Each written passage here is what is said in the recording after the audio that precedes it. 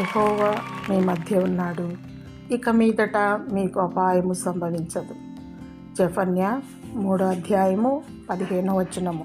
ఎక్కడైతే 2-3 ఉంటారో అక్కడ వారి మధ్యలో నేను ఉంటాను అని అన్నాడు దేవుడు. మన హృదయంలో కూడా దేవుడు నివసిస్తాడు. పరిశుద్ధత, నీతి, పవిత్రత, యథార్థత, మంచి మనసు, త్యాగ జీవితాన్ని ఆయన కోరుకుంటాడు. హృదయంలో దేవుడు ఉంటే ఏదీ సంభవించదు. ఒకవేళ ఏదైనా విపత్తు జరిగినా దేవుడు కాపాడుతాడు. తన కౌగిలిలో, తన రెక్కల చాటున నిన్ను భద్రపరుస్తాడు. ఏ అపాయము, కీడు సంభవించకుండా దేవుడు నిన్ను నిత్యము కాపాడునుగాక. ఆమేన్.